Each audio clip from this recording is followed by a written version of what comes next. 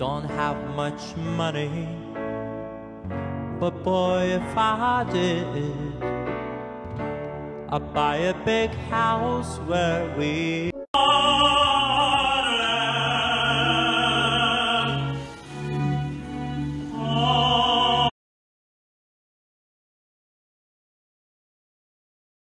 Hi, everyone, and welcome to the Egbon Podcast, where we have candid conversations with migrants or children of migrants who are doing very well in their careers in the hopes to inspire the next generation of dreamers.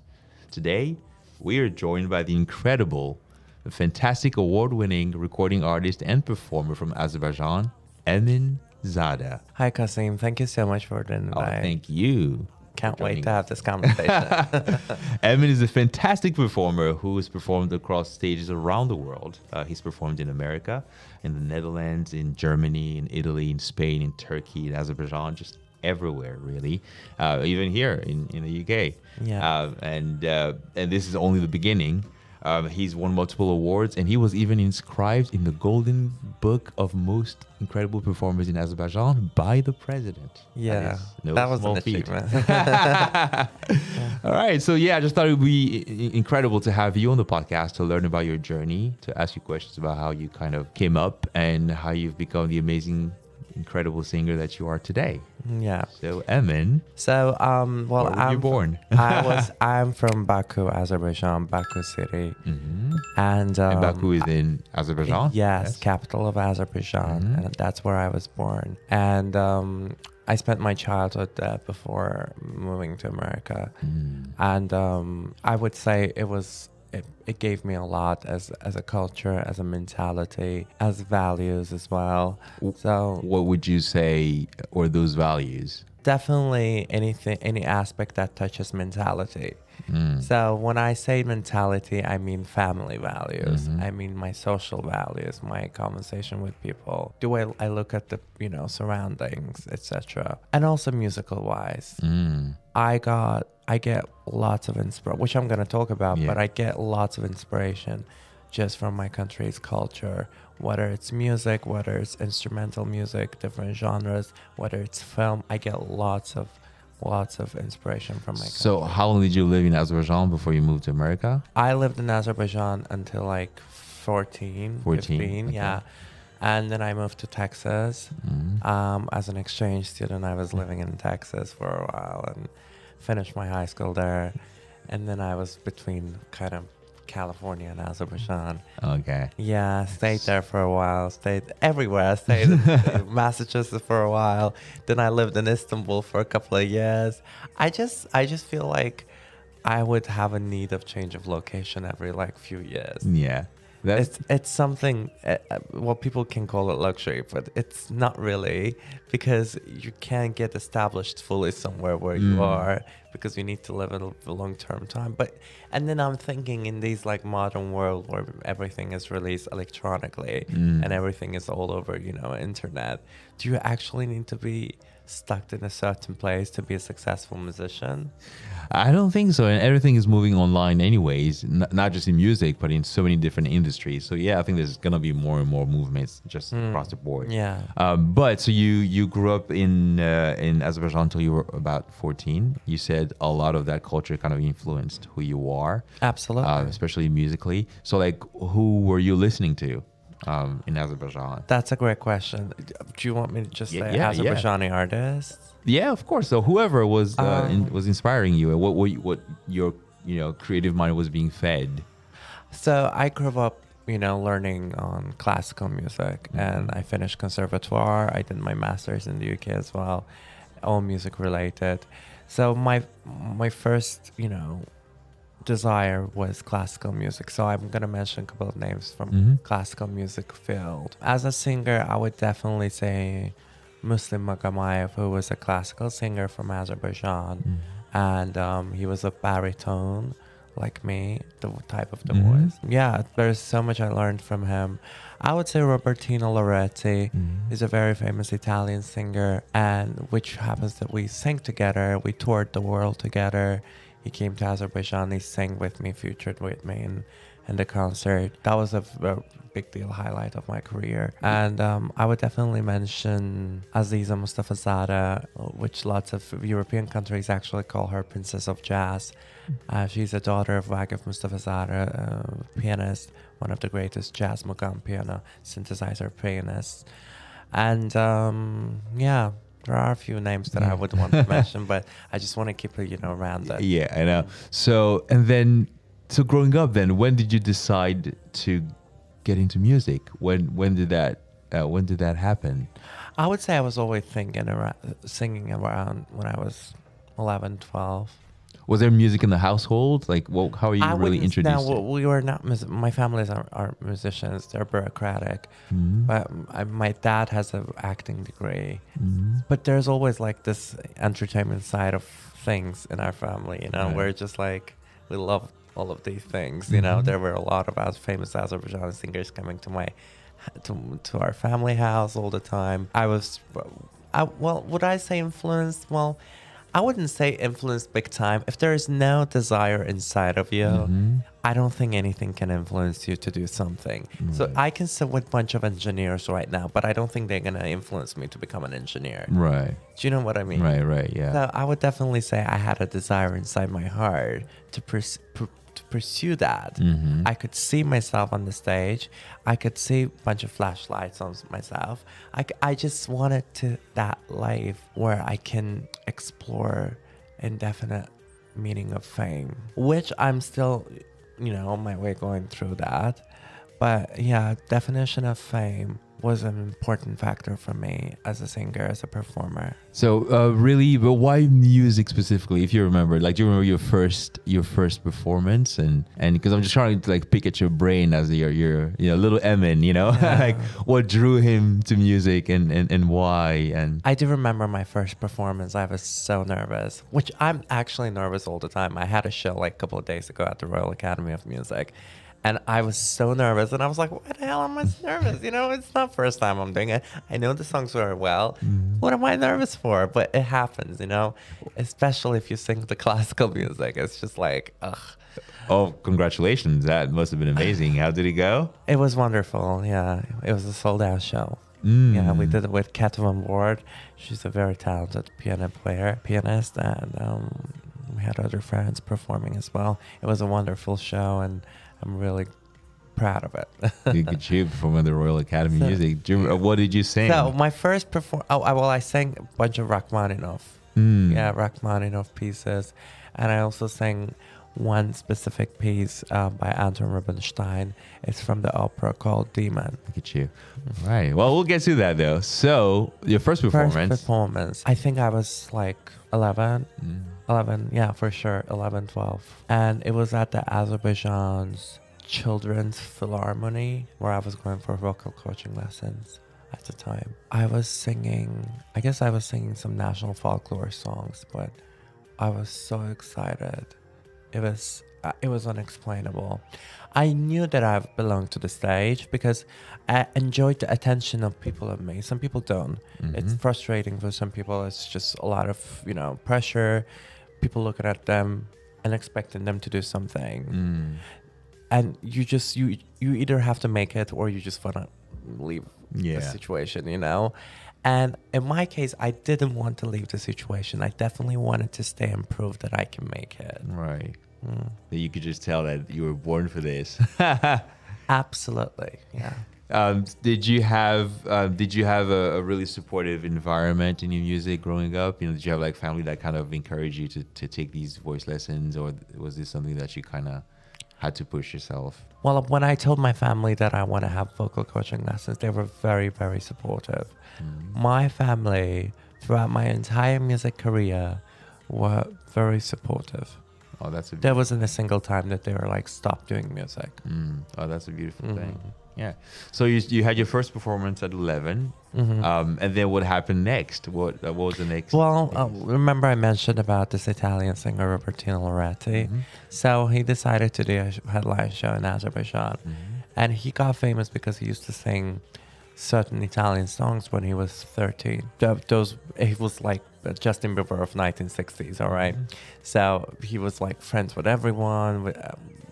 like all these big celebrities. He was touring the world and all these things, you know. And then he came to Azerbaijan when he's like an older age to meet his fans. And then he says to the Ministry of Culture of Azerbaijan that he wants to have on the stage an Azerbaijani kid who was 13 at the time, the songs that he was singing.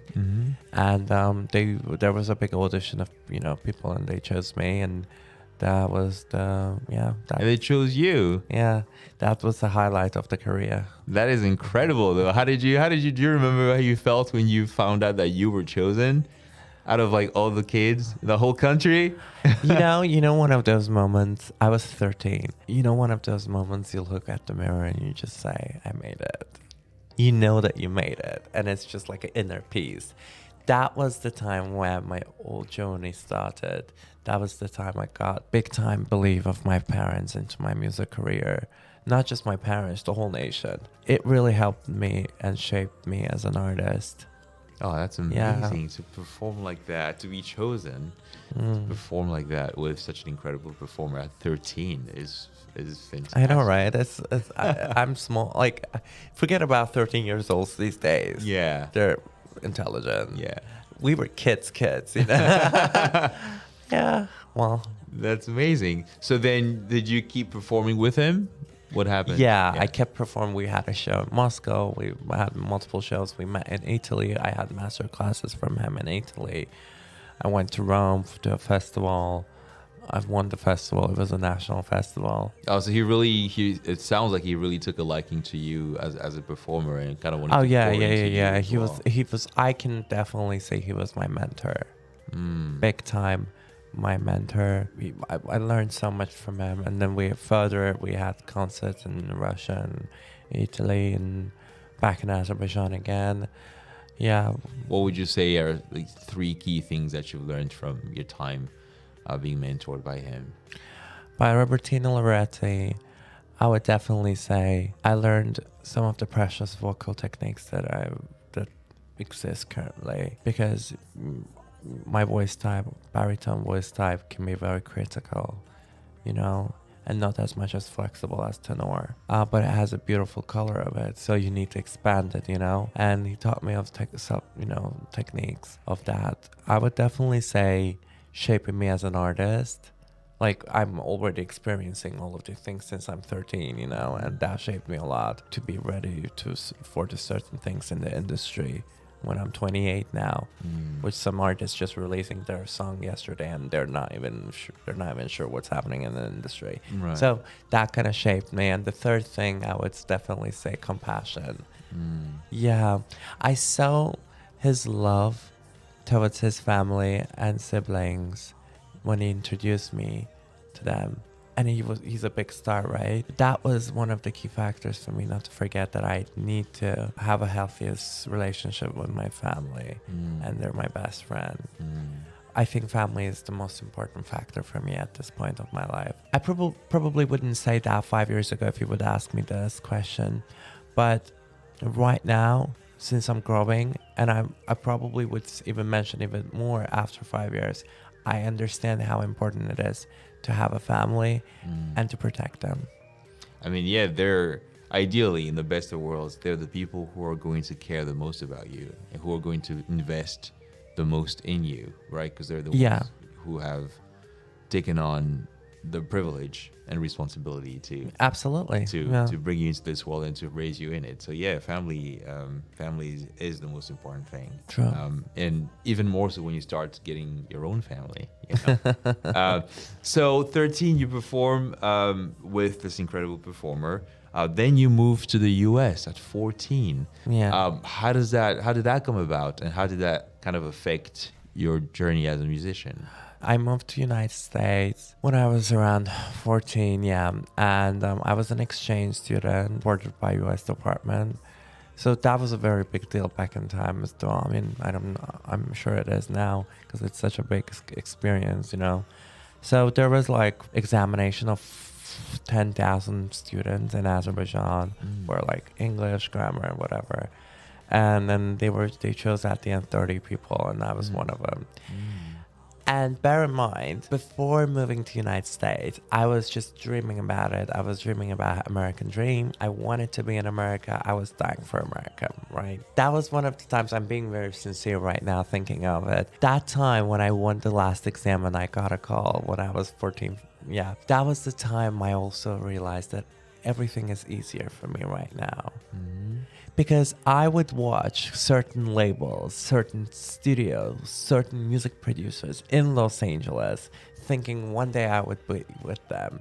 And those studios that I would watch, that I would follow all over the social media, or producers or vocal coaches, every single person that I dreamed of worked with me. That's incredible. Every single person that I watched over the social media, dreamed of, like touching them, I met them and I had a conversation with them. It made me realize that we're all human. I love how Lady Gaga says that. I'm not better than you. I'm not less than you. We're all same. We're all same in this world. That's incredible. So you moved to the US at 14, and did you keep taking classes there, vocal lessons? So yeah, I started working, living in California. I started working. Well, I was in high school. I finished high school and blah, blah, blah. I don't want to talk about my high school. That's a lot of drama, but yeah, in a good way, though. Well, that's everyone's high school. Yeah. But yeah, the thing is, so during the time when I was living in California, I was working with Stevie Mackey. He's one of the, I would say, best performers in the planet. And things that I learned from him as a vocal coach, priceless. Gave me lots of confidence. We're talking about the person who works with currently Selena Gomez, you know, J-Lo, Nicole Scherzinger, all these people. How did you get introduced to him? So I have the consultant manager at the time, Joy Harris, from Miss Jackson's label. At 14? No, I wasn't 14 that time. I told you I'm gonna pass my high school year. Okay, good. Yeah. I was 19, 20 at the time. Okay. 20, 21, yeah. So you were assigned to a record label? I was signed to a record label in Turkey because I don't know. I just wanted to live in Turkey, and I signed to it. That was a big deal too. I had #1 records. It was all over iTunes, Spotify, #1, all of the things that you can imagine. You know. That was like golden ages of my, and then COVID hit. I was going very well, you know, and then COVID came, and some people are so negative about COVID, but of course a lot of people died and everything else.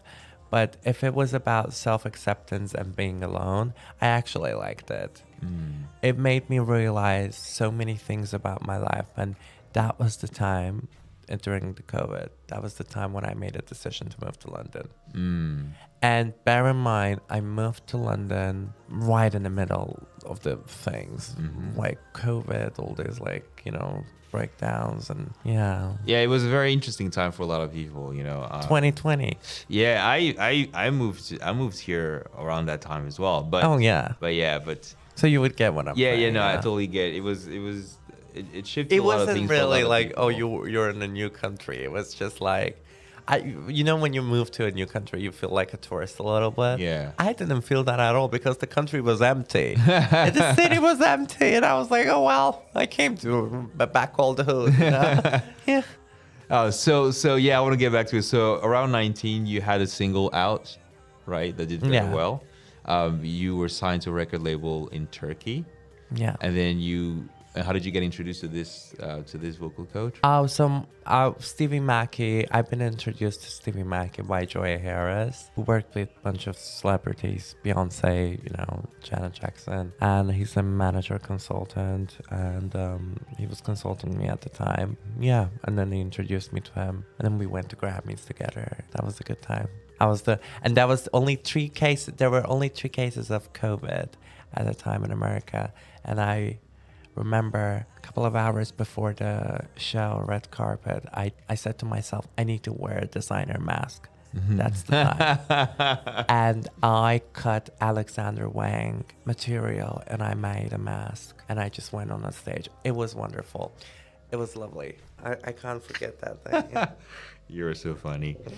And then what was the next step in your music career after that? So you're 19, you signed with this So, and then all the things happen. I'm not gonna talk about the fluffy stuff. This happens, this show, whatever, Istanbul, yeah. But yeah. Well, I do want to talk about the highlights, though. What you would consider the highlights? What are the things that you say? Okay, this was a big turning point in my career. When I released the single with that label, with the music video, it was in Turkish. That was a big highlight because it was all over. It got #1 on TikTok. Like some 250,000 of people took videos of that. What was the name of the song? It was Terazi, which is translating to scales. So I was just talking about injustice, certain things, like money matters, injustice, scales, like where's the justice scales? Do you know what I mean? Yeah. So I was kind of poetic back in time. I'm sure you still are. Yeah. And then that song, got viral everywhere, all over the radios and stuff. How did it feel to have your music, to hear your voice, I guess on TV, on the radio, just hear people talk about your music or use your music for, I'm sure they did as well. That's a great question. Yeah. How did I feel? I wasn't big time surprised. I was happy, but I wasn't making, because I was prepared to the industry since I was 14 with all these things that happened in my life. So I wasn't really in an ave of stuff, but also COVID hit right at the time. So I didn't really have much time to enjoy it. Right. COVID hit and I was just like thinking about moving. I was just like planning to move, I was like, the best way to move would be, to get a master's degree in the UK. So I wanted to get, a master's degree, which I got from British Irish Modern Music Institute. And I finished my master's and I worked on an album in the UK, and which did well. It was an independent release though. And the EP was called Don't Tell My Mother. I forgot the name of my thing. And what did you want to say through that, and to whom? When I moved to London, that was my David Bowie era. I had like neon red color.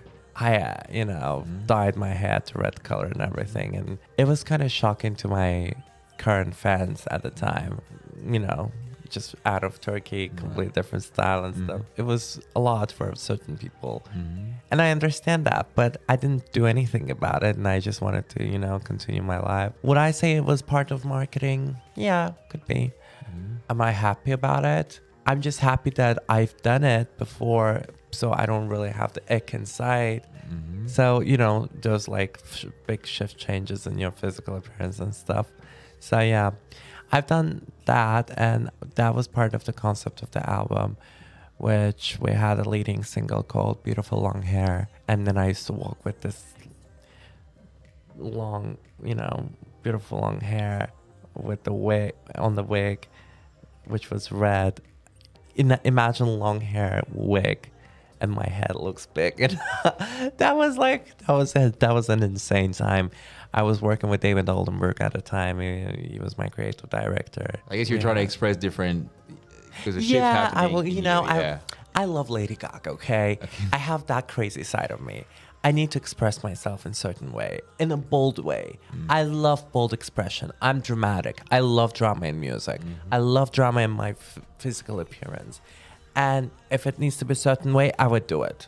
Yeah. So that's, you've even called your work cinematic pop with a classical core. What is that? And what are you trying to say with your music in particular? I would say in general.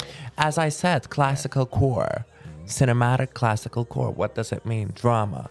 It means every single expression is delivered rather than hide it. So I'm not going to hide my comedy in my music. I'm not going to hide the drama, or I'm not going to hide sentimental vibes. I'm not going to just metaphorize everything behind the, big clouds. I have love for you. I don't like hiding things.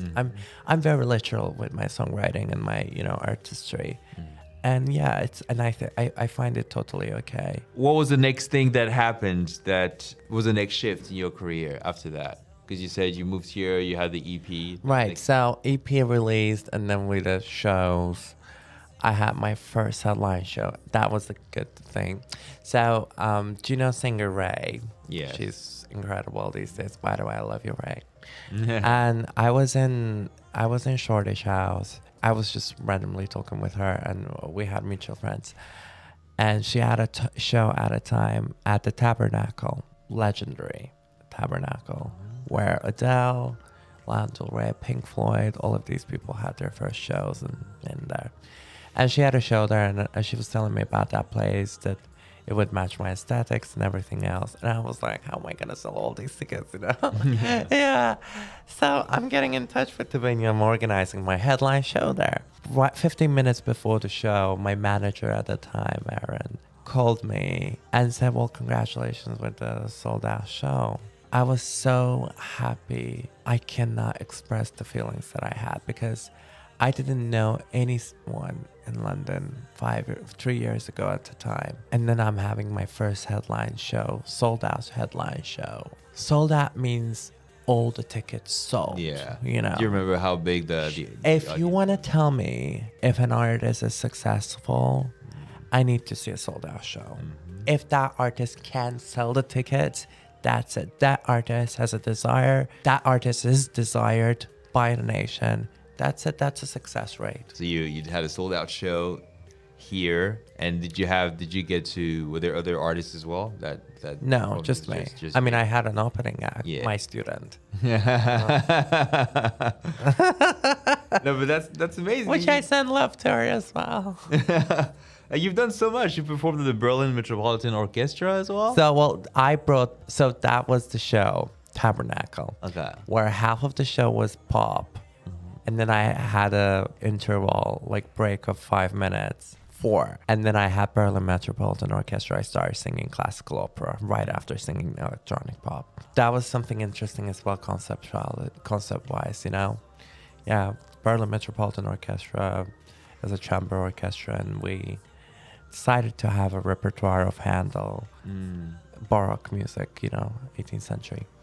Yeah, how do you go from like pop to opera? Like what's that? Because you clearly have love for both. You know, what draws you to like each? You know what I mean? Why are you drawn to classical music? Why are you drawn to pop? And how do you kind of I think manage to keep both? It's self-expression. It's just I have probably two sides of me. I saw many artists, multiple artists, trying to synthesize it. But I'm sorry, I need to go back to Gaga. But one of the greatest examples is how she does it. She can sing any genre in any form, and she can be successful in it. And if she has extra love to that genre, she's like insane in it. When you have extra love to a couple of genres, I'm sure you can perform it, you know, perfectly. Yeah. It's not about genre these days, I think. Yeah. Also, I love synthesizing. Yeah, but I mean, it comes Music down to is music, Yeah, you know? yeah. It also comes out There are to a couple of songs that I don't listen to heavy metal or anything. I'm not really a big fan of rock music, right? But there are a couple of songs from Marilyn Manson that I listen, you know, and I'm totally fine with it. Yeah, it's incredible. I can see that like all these sides of you kind of like bleed into your art as well, you know, because I can see kind of the creative side of you, the kind of the craziness of like, hey, I feel like I want to do this. Let's just do it. Like I can also hear it in your music, and I think it's incredible to come to a place where you can express yourself. Yeah, that's creatively true. in that way, which That's is a blessing in many ways. So you've performed around the world in all these stages, you know, in the Netherlands and in different parts of Europe and in America. What were some of the highlights for you? Like, what were the most memorable stages you've performed? One of the most memorable was the Netherlands, Ahoy Arena in Rotterdam. That was a very big arena, and I was part of the festival, big time, and that's where, you know, Beyonce had a show, and it was very big. How big do you? I think it was around like 10,000 people, 15 even. Yeah, more. I need to check. I can't give you facts, but I don't know the capacity, but it was a lot of people for sure. And I just saw a couple of people doing shows there before. Michael Bublé, Justin, Beyonce. So I was like, oh, wow. And I was like 15 at the time. How did that come about? It was just part, you know, festivals. I was just part of the festival. Opportunity comes based on your success rate. People, if you're important enough, I guess they reach out to you. Yeah, no, because I love asking those questions. Why did I say that? Oh God! No, but I just love asking those questions because I also want people to kind of Cut this off. No, don't worry. I just like asking those questions because I like people to kind of get into your mindset. You know what I mean? Like if you're 15 or 16 and you get a call that you're going to be performing in the Netherlands, you know, like what was happening at the time, and you know what were you thinking, and then. You know, I just kind of want people to just get in your shoes for a little bit, you know, Yeah. see what that's like. Because for you, it's just normal, right? Like it's just your life, and it's just how you just go about it. But I think it's exciting for people like outside of it, just try and know what that's like. Yeah, well, and one of the others, in Kazakhstan, they have this in, I think it's in Astana. They have this, I think they changed the name of the capital now. I'm not sure. But yeah, in Kazakhstan, they have this building, pyramid, and it was a beautiful stage. I performed there as well. I'm just thinking of the places now. I had a beautiful show in Turkey, in Istanbul at Zorlu. It was a lovely, you know, crowd. On stage, yeah. What was that one of? And Italy, do you know streets of Trastevere in Rome? Have you heard of that? They're like Trastevere streets. They're like historical streets, like all the tourists go. There was a festival. Imagine this like little boulevard avenue, and people were like just coming to watch you, and they were just singing on this. There was a big stage on the street, and I was part of that festival, and I was singing. I was like 13 at the time. That was highlight. See, I would go back to like childhood things rather than new things, because there are beautiful. The Royal Academy of Music was insane, yeah. But I tend to go back to the childhood because, you know, that was the impression I got. That, you know, first impression, and you know, yeah. I mean, my eyes opened. Yeah, the earliest memories, and also your first taste of success. And I can imagine being a child at the time and going to these places to perform and having an audience respond to you was so exciting, you know? Absolutely. That's incredible. What's next for you? What would you like to let's say you could just decide, what would you like to work on specifically, and in terms of music or project, like what do you look forward to working on? I definitely want to put a new show. I'm just like working on multiple projects right now at the same time, a bit different from each other, but I would definitely say I'm gonna keep going on with music, and I'm not gonna give up. And giving up is the last thing. It's not about how many times you win. It's about how many times you know, rise up and just do it again after being beaten up by the society. Oh, I don't think that society can beat you up. You're like a lion. I don't think either. Which one of these projects are you most excited about, if you can speak on them? So I really want to put on a show, a new headline show, for the end of the year. That's what I plan to. And I really want to do it with a specific orchestra, with specific, you know, arrangement and everything. So that would be something special. I have one single that I've been working on for years now. I want to work on that, and, you know, just planning of a couple of new aesthetics for the music video. Did you ever consider maybe stepping into maybe some musical theater, or stepping into like a different side of music? Because you're such an incredible performer. I feel like you can do it all. Yeah, I did, and I am still. It's interesting that you're asking that question. I feel like you were in my mind. But yeah, I did, and I am planning to do musical theater, and I think I would do such a great job there. Because musical theater is all about expression, you know, real-time acting while singing, and that's something that I would be good at, you know. Well, especially here in London, there's so much of it. Oh yeah, West End is crazy, yeah. And you know, the fact that now there's like everyone is accepted, you know, there's like a quality check and all these factors. I love that. Yeah. Everyone has the same opportunity, and that's great. Is there a show that you really want, if you were to get into musical theater, Is there a show that you really want to do? Or did you have like one particular in mind? If there's a particular show that I would be, I think, great at, that would be The Phantom of Opera. Such a drama.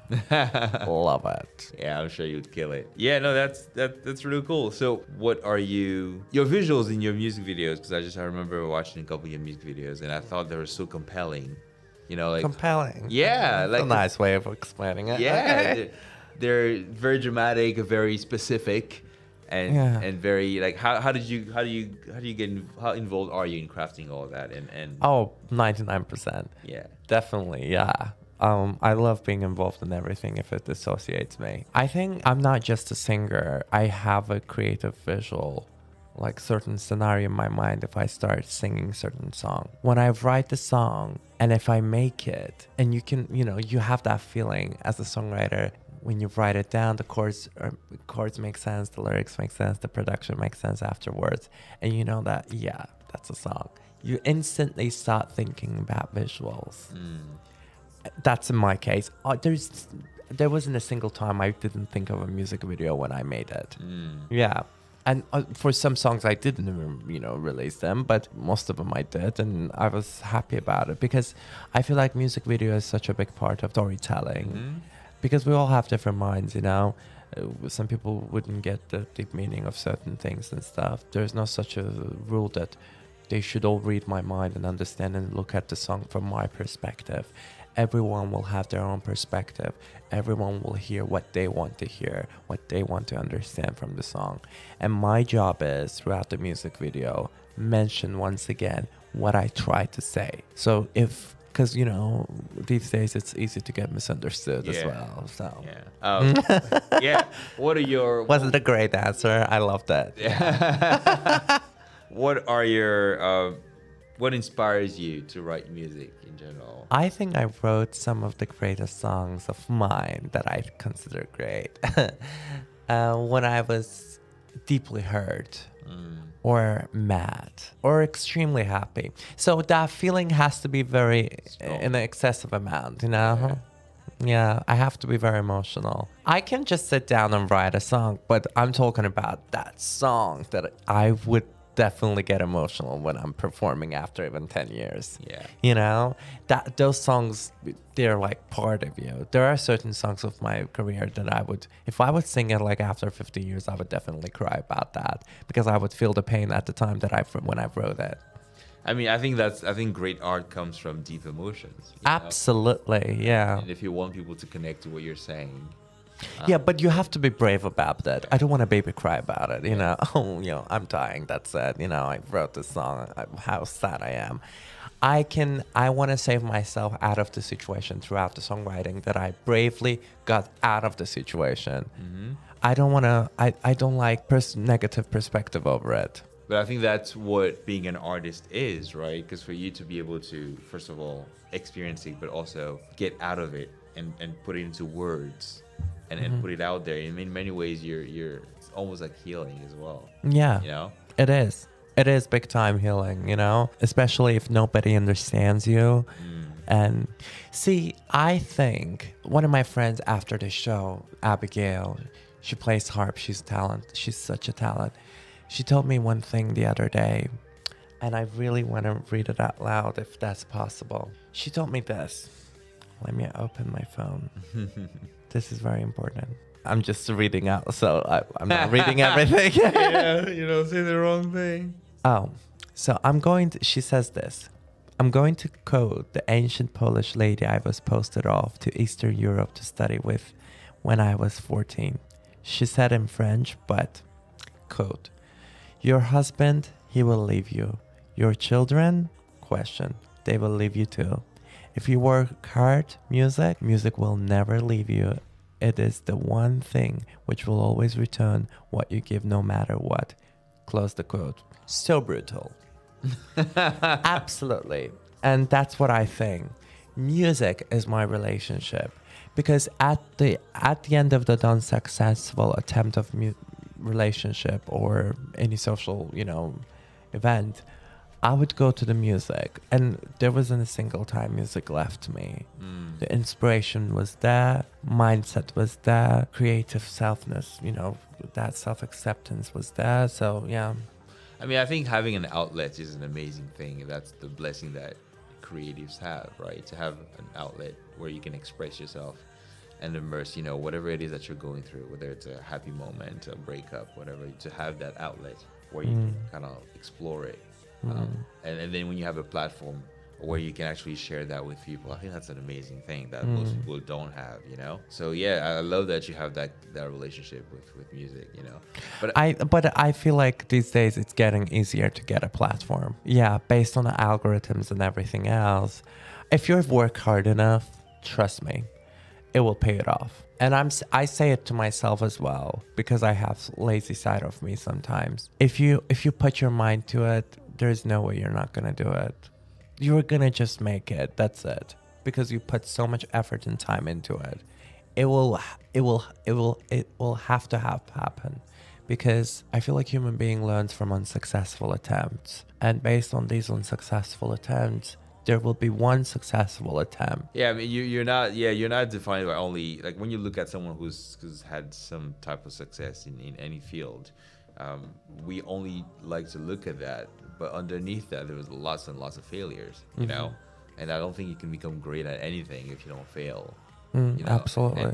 And how could you even do that, right? Oh yeah, I had many rejections in my life. Yeah, absolutely. I wasn't just talking about that. Yeah. See, I'm looking at things from positive, but I had many rejections in my life, so that's okay. Was there one that you're like, oh man, this would have been amazing, that you really, really wanted? You don't have to dive too deep into it. Let me tell you one thing. Every time I had a rejection, especially about things that I really, really wanted, I just felt like it wasn't meant to happen. And if it would happen, it would do something wrong to me. It would affect me in a wrong way. I always look at the things that one door closes, the other one opens, and if it's meant to be, meant to be. And I always, when I dream of something, I always say at the end, but let it happen if it's only going to happen in a good way. If it's going to give me some good vibes. Right. If it's not going to give me good vibes and puts me in an uncomfortable situation, I don't want it to happen. Yeah. Because life is unexpected. Yeah, that's a very good way to look at it. Thank you. So you recently sang the national anthem of both Britain and Azerbaijan at Lancaster House. What does it mean for you to move between these identities? And also, we can also talk more about your sense of self. Like, are you what do you consider yourself more of now? Are you more Azerbaijani? Are you more American? Are you more English? What would you say? I would just say I'm from Earth, But I definitely feel Azerbaijani. 100% Azerbaijani. I have that character. I have that mentality. I have that musical culture and education. So definitely Azerbaijani, which I'm very proud of. Music. What was the initial question? How do you talking about your experience of singing the national anthems? At Lancaster House, and how that actually came about as well. And this year is the 3rd year that I've been invited by His Excellency Mr. Ambassador Emin Zada to perform the national anthem of Azerbaijan at the reception of Azerbaijan embassy in the Lancaster House. There were a bunch of diplomats, people from embassies, hundreds of people. How do I look at it? Well, I really have a bureaucratic side of me. And, I have that activist side of me where I can just go on a tribute and talk about things, or just be in a, completely diplomatic event and sing about national anthem. So I'm really proud of it. It's just something that I'm absolutely proud of. Yeah.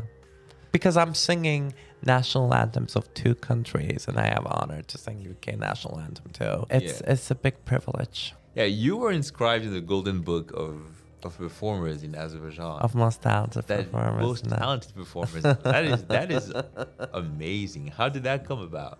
Well, it was based on all the success that I had back in the time with Robertino Loretti. I won certain, song competitions and festivals. Based on all these factors, our country is very appreciative of young talent and people who are successful in their fields, and they always show extra motivation towards those individuals. So I was privileged to be one of them, and I got the appreciation of the Mr. President. Yeah, it's such a big privilege, and I'm very thankful for that. Yeah, so like forever, you'll be forever inscribed in it. It is.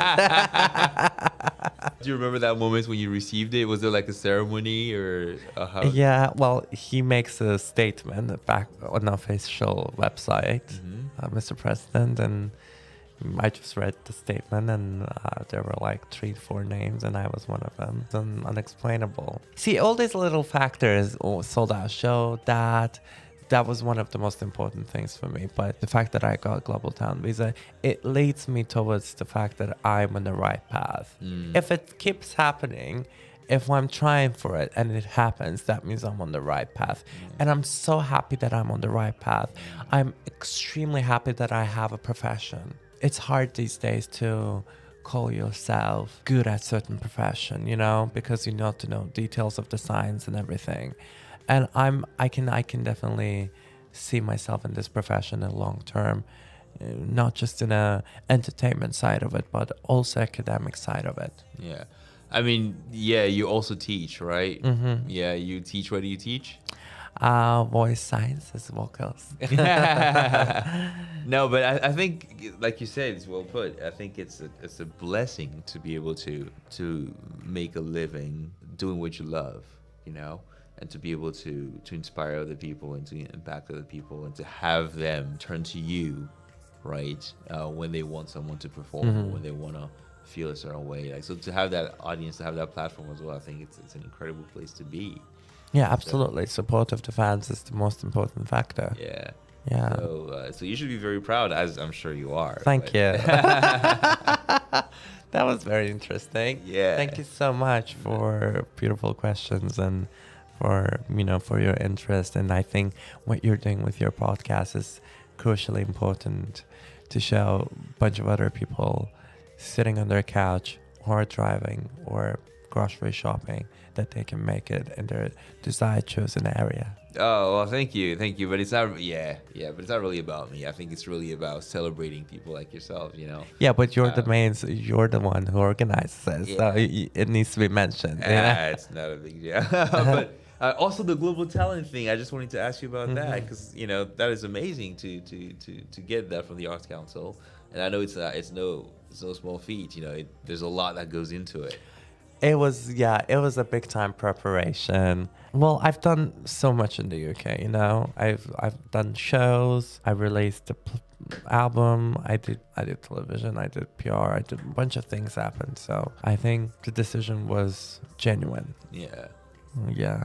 You did television in the UK. What did you? Oh, I don't want to talk about. Why not? I don't want to talk about television. No. Did you? Definitely not. Yeah. Please not. Okay, just one thing. Did you perform? Is that what it was? No, I was just doing TV shows. Yeah. No. How are you? I don't want to talk about it. Okay, that's fine. Yeah. Now everyone's just gonna be like, "What is it? Let me go check it out." Well, you just can't help your fame. I mean, but yeah, honestly, I think you are doing fantastically well in your career. You have like almost 400,000 followers across platforms. I think a lot of people are responding to your music and to what you do, and even though it's very unique, which is what also makes it stand out, right? Because it's you, and I can see your heritage, your culture. I can also see your identity and how you see yourself in the world, and I'm sure there's a lot of people that just listen to it and they realize to see how brave you are, you know, to keep doing the things you do and to say, okay, yeah, I'm from Azerbaijan, but I'm not gonna just limit myself to that. Oh yeah, absolutely. So, yeah. Just don't pretend to be someone else, you know. Yeah. If you be yourself, I'm sure there are gonna be lots of people who's gonna accept you. There could be 100 people in the room, 99 don't believe in you, and it takes only one belief by Lady Gaga. I'm guessing you are a fan of Lady Gaga. Big time. Can't wait for the Mayhem Ball. Yeah. Her show. Is there like a performer that you really want to perform with? Is she one of them? Oh, I would definitely die to perform with Lady Gaga. I love you, Stephanie. Yeah. I mean, we have some mutual friends, but, you know, I'm making it. I'm working on it. It may happen. What are your top 3-5 performers that you really want to perform with? If you, that Lady Gaga, that's it. that's it. I don't care. I don't care.